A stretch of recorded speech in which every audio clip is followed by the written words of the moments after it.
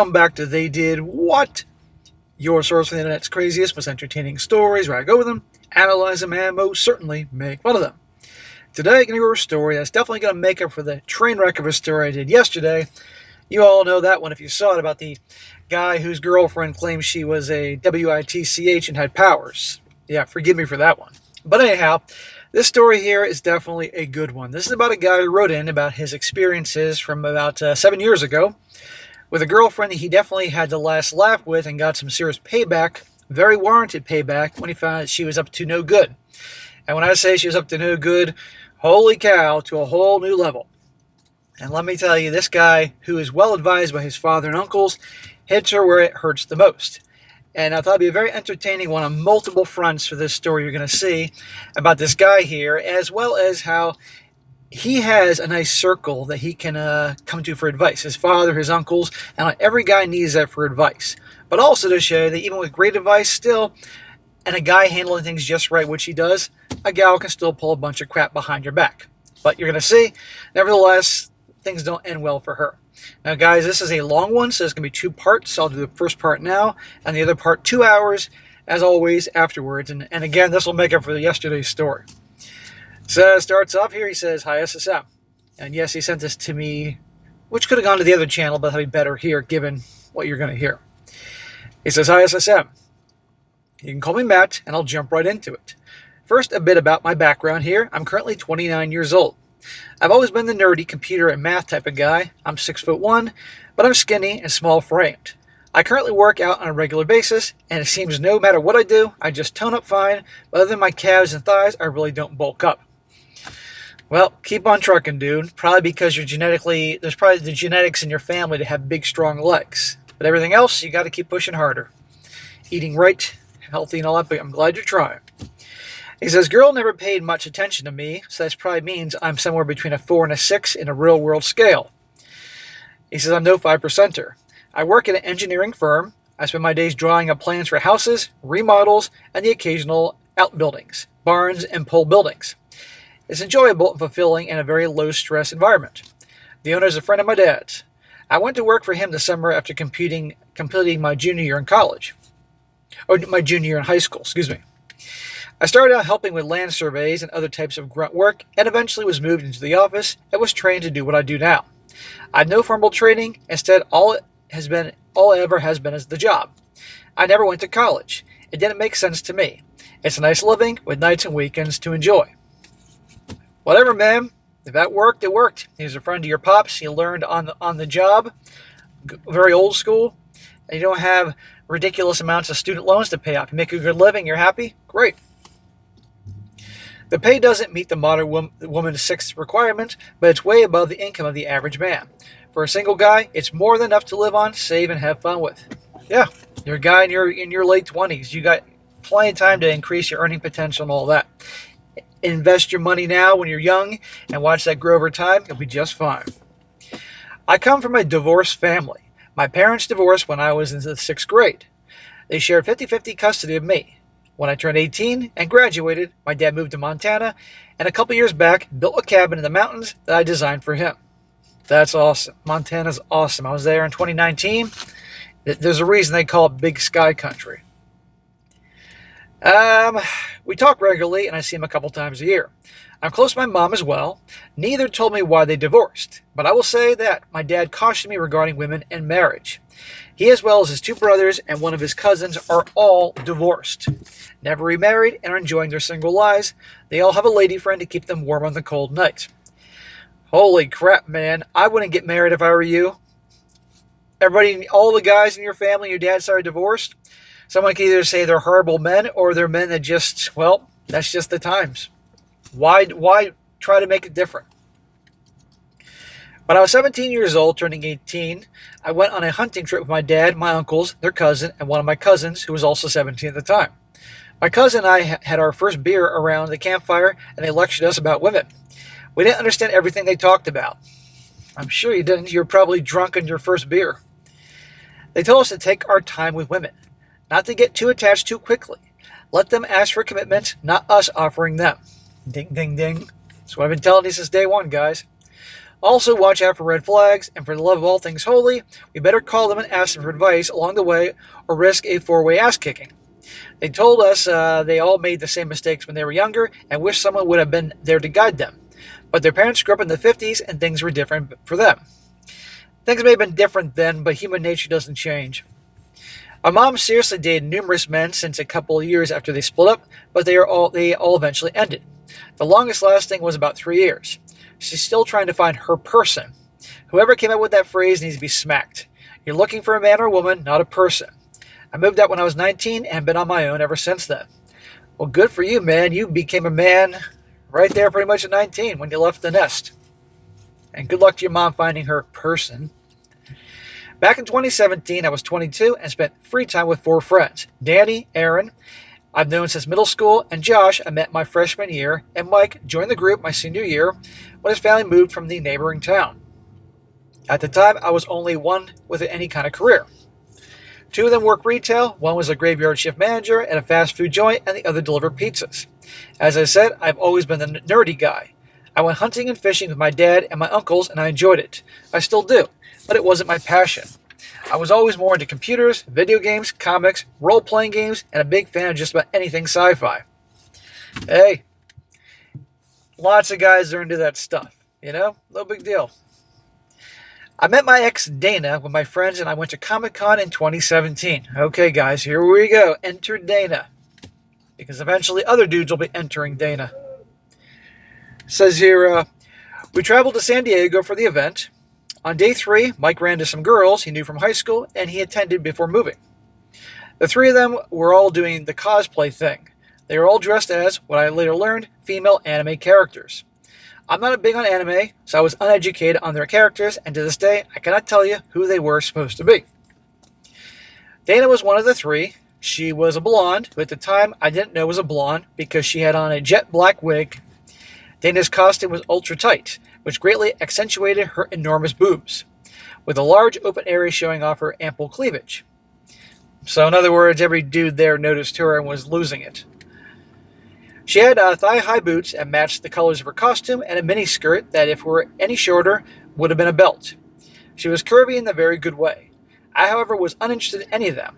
I just wanted to see the sights, to try to score some autographs, and check out what was coming new on the horizon. The girls joined us, and much to my annoyance, interfered with our plans for the weekend. Yeah, and your buddies are probably all over them, too. He says the rest of the trip was mainly Danny and me hanging out, and the other 3 fawning over the girls, doing whatever they wanted to do and see. Of course. That night, Dana asked me why I wasn't with the rest of them. I told her we came for specific things, and I was going to do them. Danny agreed. The group of us guys spent the next couple of evenings with the girls. Dana and another girl, Anne, who was thin, trim, blonde, seemed to pay more attention to me and Danny. The third gal was on the hefty side, not huge, but she needed to not supersize her meal and stick with the diet soda, and was into Mike. So she had a fast food physique. The last day, Dana and Ann opted to hang out with Danny, and I and the others were moping because these 2 girls were not paying any attention to them. No matter what they did for them, Mike was all over Mary. That's why the girls weren't paying attention to them, because they were all over them and doing whatever they wanted. On the last night when we parted ways, Dana gave me her phone number. I put it in my phone, sent her a text so that she'd have mine, and gave her a hug when we left. She was hoping to see me again sometime.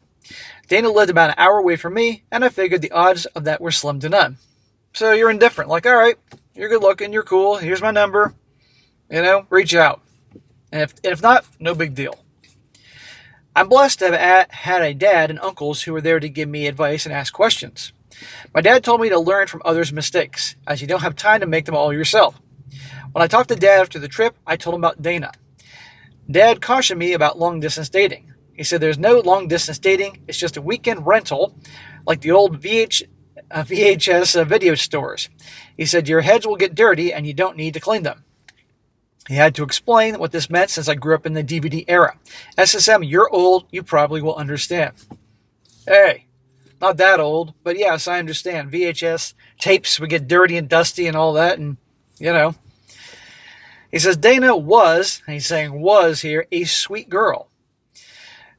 She didn't go to college. She had a mild dyslexia, and her problems with reading made school difficult. Dana is attractive. She has short blonde hair, curves I mentioned above, and her voice is very cute. Innocent and shy sounding. Yeah, she ain't going to be innocent for long. Very similar to Jennifer Tilly, the actress. She can muster up some really sexy facial expressions to go with her sexy librarian look. In a nutshell, here's what transpired next. Dana asked me to come visit her, and I declined. She came to see me. Good, make her come to you. I wasn't going to chase her or spend hours driving every time I wanted to see her. I liked her, we had a lot in common, enjoyed each other's company, and she was really easy on the eyes. Yeah, I'm sure she was easy on the eyes with her giant tits. But I opted to listen to my dad. She came visit on a couple weekends, and we hung out, but it was only for one day at a time. I'm quite sure I could have invited her to stay in my bed those weekends, and she would have, but I opted not to give her any false hope that there was anything going on between us. Well, that's where you and I differ. Back at 22 years old, I'd be banging the chick. But we're different. That's fine. Ultimately, I know what happened.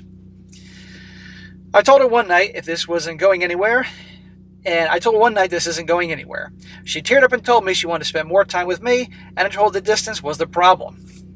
Well, it doesn't mean you can't be friends with benefits and just be careful. Again, that's what I would have done at 22. My friends all thought I was nuts that I hadn't already made her my girlfriend. Why? Too long distance. I tried to explain it to them, but they didn't get it. I told them that I hardly knew her, plus the long distance dating. They didn't see her being 1 hour away as long distance. Dana chose to eliminate the problem by finding a job in my city, and she and Ann and Mary moved into an apartment together 10 minutes from my place. Well, there you go. Again, you have the leverage. Let her come to you. She's chasing you. It's always better to be in that place. At least, best to be in that place right now. Now, I don't want to give you the wrong idea here. I'm no R-pill guru. I've made mistakes, but fortunately, I have my dad and uncles to help guide me. They help my cousin too. He lives a few hours away. There have been several phone calls where I was told by one or more of them, that I was being dumb, and others congratulated me for getting an A in Simping 101. Your dad and uncle sound hilarious. During these couple months, Dad gave me advice, warnings, and several "don't be such a dumbass." Those are his versions of the smack. I asked her why she moved, and after a pause, she said it was for something different. There was a look in her eyes that told me it was more than that. My dad's response in hearing this news was, "That girl's got a fire burning for you if she's willing to pack up and move like she did." He told me she would turn up the pressure or maybe temptations to get me to start dating her, likely both. You bet your ass is what she's going to do. See, it's always the good position the woman's chasing the guy. But guys are too impatient that they have to go chase the girl instead. Over the next few weeks, the guys and I started hanging out with the girl sometimes, not always though. And eventually, yes, Dana and I started seeing each other. It continued casual and then moved to make-out sessions that turned quickly into hooking up. Dana told me she'd only been with one other guy, her last long-term boyfriend of just under 4 years. Yeah, I have a hard time believing that nowadays. But okay. Mike told me all through school she never dated anyone. She didn't do the college thing either. She was mostly shy and reserved, but she found the courage to openly pursue me. Yeah, well, it's the shy ones that are the freakiest ones. Dad said this could be a red flag and to be alert. When it came to sex, she was unsure of herself and was very nervous. It started as a diet of vanilla. She was very shy, didn't want the lights on or very low light. Once she saw how easily it was to pleasure me, the more comfortable she was with trying other things. Nothing too over the top, but it was more than missionary. We've been dating for about 5 months when Dana asked if we were exclusive. Good for you. Make her ask. That's always the best place to be. When the guy asks, that can turn things the wrong way real quick. She never brought it up in conversation, and to avoid an ass-kicking from my dad, I wasn't about to. Dana wanted us to be exclusive. Technically we were. I wasn't seeing anyone else, nor was I looking. But that was not the point. I told her I'd think about it. She is probably used to guys chasing after her, particularly those giant-ass titties she has, and you're just like, whatever, you know? Dad told me to lay out clear rules to being exclusive with me. No male friends, no social media, I get access to the phone, stuff you talk about. For the next 2 weeks, she'd bring it up, but I didn't commit to anything. Dana did what she had to do and stepped up her bedroom game. That's what happens when a girl's chasing a guy, wants more from him, wants more time with him, and get exclusive. All of a sudden, she's willing to do all sorts of freaky shit. That's why it's best they're pursuing you guys, and you don't just give them a relationship and give in to everything. Let them work to get it. They'll find ways to get you to change your mind. You can enjoy it, because you're obviously going to get exclusive with her anyway at some point. He says here, some new frilly lingerie and a couple of awkward BJs later, and I decided I'd offer her the exclusive relationship that she wanted, with terms, of course. Dana did not like the social media term. Oh, shocker. She liked to post her cosplay pictures and short videos. That's a red flag. The girls that loves attention on social media? She looked good in them and got all kinds of likes.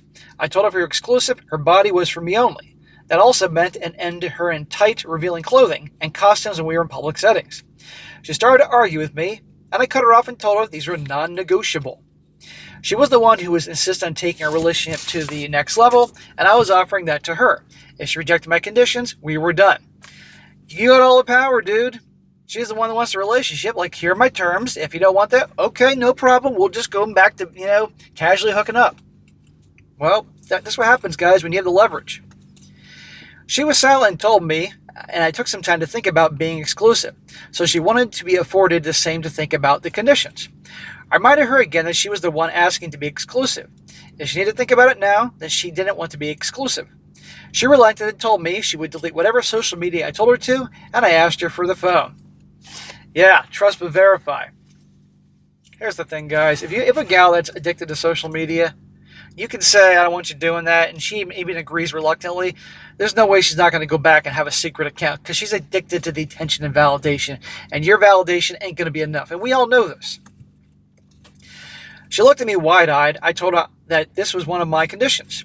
She said we were just becoming exclusive. My thoughts on this were, if she was asking to be exclusive, there should be no talking to other guys at the same time. If she really wanted to be exclusive, she would have already cut ties if there were any. I didn't tell her this, but she let out an annoyed sigh and gave me her phone. I went through her contacts and apps and told her which ones to delete from each. Yeah, I'm sure she loved that, dude. She seemed a bit down by this, and I called her on it. I told her maybe I wasn't making the right decision. Forgetting what she wanted, she sure didn't look too happy. I was at her place when this conversation took place. I turned and headed for the door and opened it. Dana jumped up, ran, and grabbed a hold of me. She was apologizing profusely and dragged me to her bedroom to make up for it. My way or the highway. Dana brought up moving in together after 18 months of dating. So, exclusive, now she's on to moving in together. This is how things work, guys. There's no reason to move in with your chick unless you think about marrying her. It's like the final test. And even then, that doesn't necessarily mean that she's, she can put on a perfect show during living together and playing house, and still you can be bait and switched. I consulted the wisdom of my elders, and they told me I was fucking nuts if I was considering it. It was way too soon. My uncles told me that. Plus, the main reason she wanted to move in was her and Mary had been falling out, and Anne was moving in with her boyfriend. He followed her to keep dating her. That should either be a smack or don't be a dumbass for following the woman. Yes. Dana was upset that I wouldn't let her move in. Mary moved in with Mike. Dana wanted me to cut off Mike, which was a no. This was our first fight, more of a minor spat.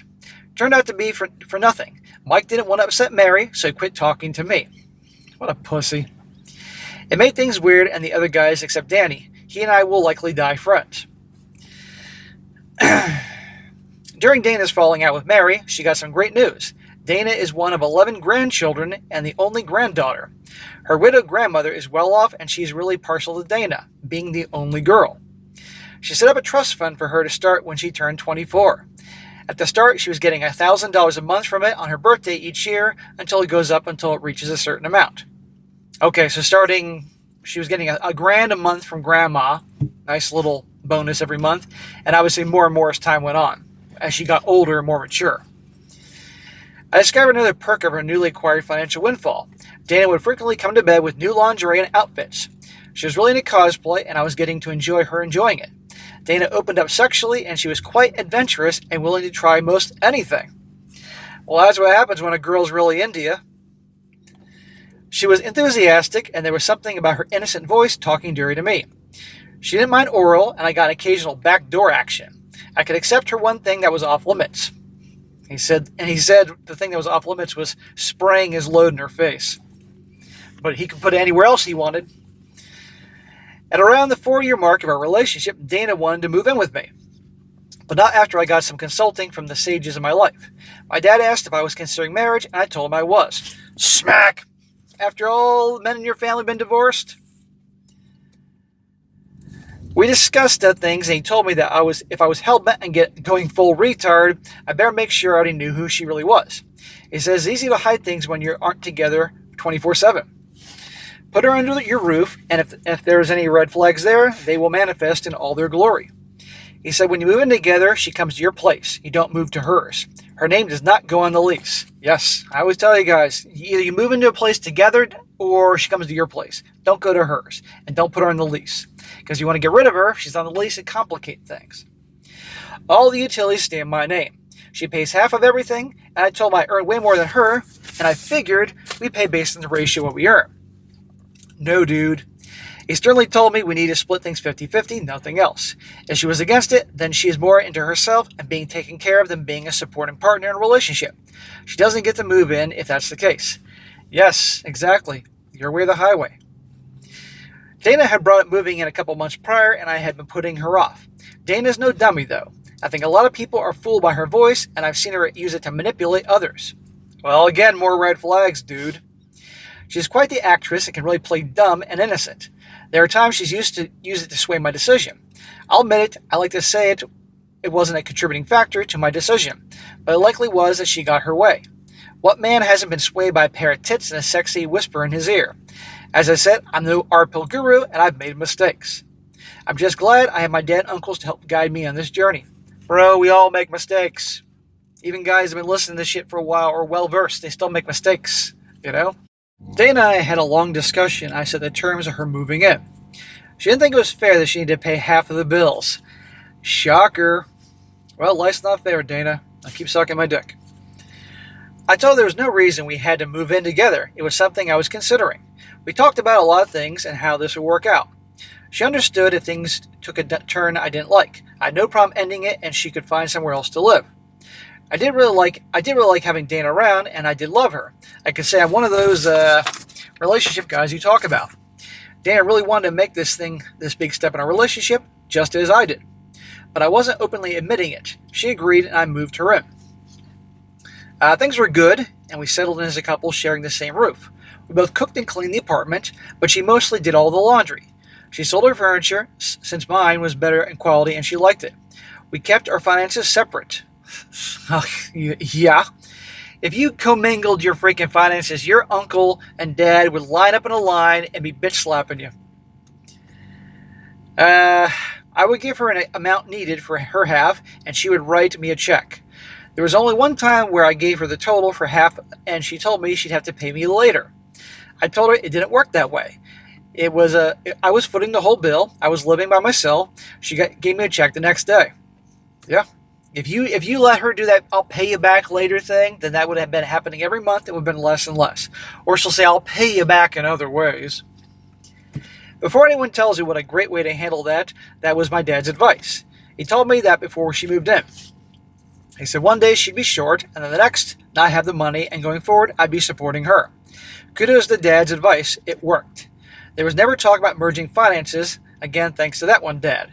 There was talk of marriage, always brought up by her, but I told her when I was ready. She'd be the first to know. I had my goals before popping the question, and I wasn't there yet. Good, there's no freaking rush, and thank God, as we're about to see how this story goes. I will also add I got along well with Dana's family. Her stuffy grandma was even nice to me. I think it was one of those things that she adored about her granddaughter. So she would act in kind to whoever she was dating, so long as that guy wasn't a complete dirtball. A red flag popped up a little over a year after she moved in. A red flag, huh? Well, there's already been red flags. You just didn't see them at the time. This was 5 years into our relationship.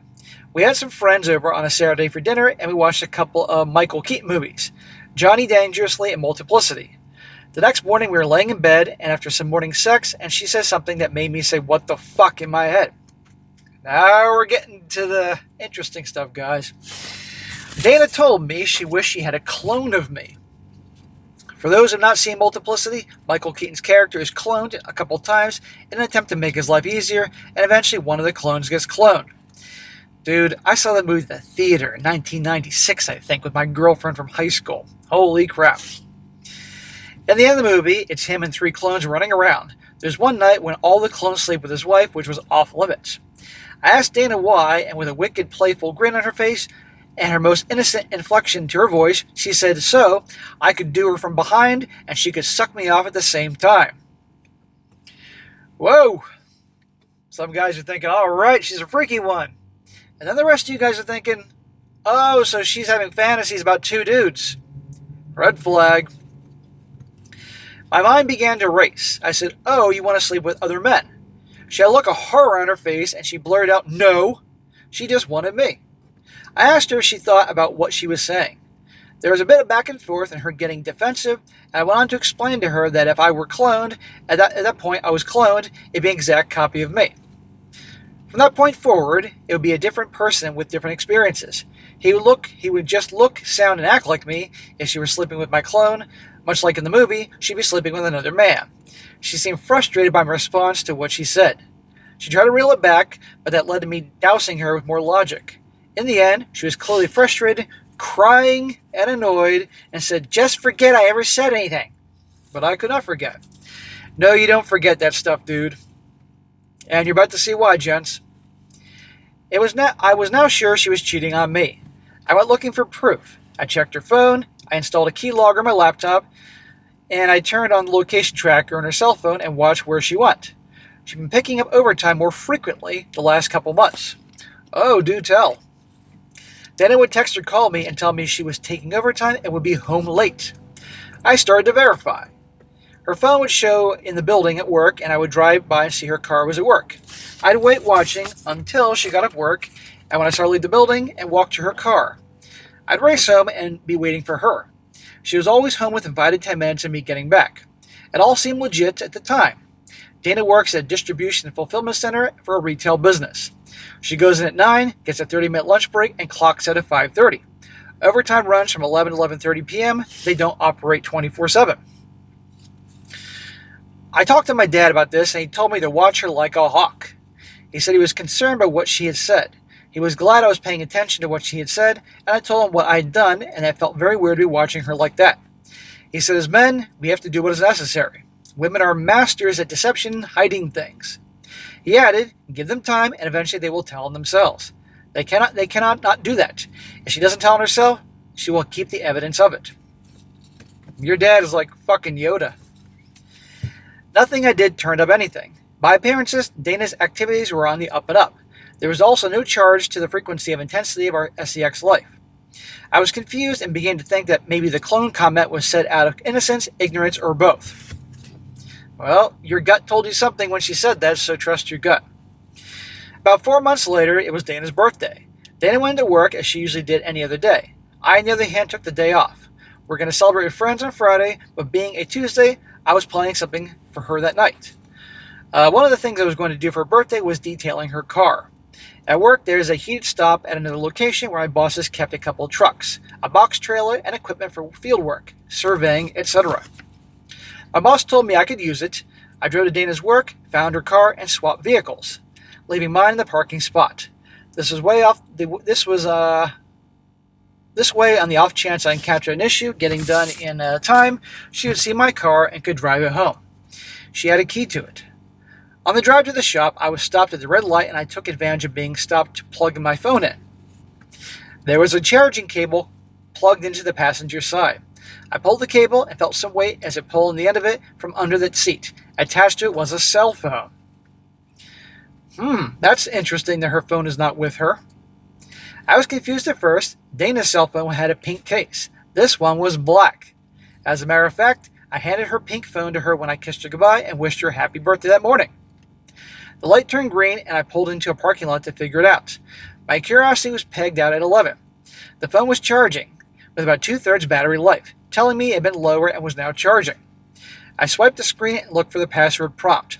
I tried Dana's password for her phone. It opened right up. Odd that she would use the same password for her secret phone. I began to explore the phone and was devastated by what I found. And that, gentlemen, is where I'm going to wrap up part 1.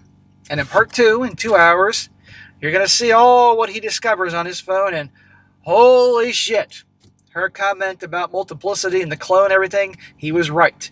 And don't worry, our guy here handles it quite well. But you're seeing, even though he had a great council of Yodas giving him good advice, and he did a hell of a lot of things right, still, things are going on. So you're going to see how this whole thing plays out in part 2. You'll definitely enjoy it. I'll see you in 2 hours.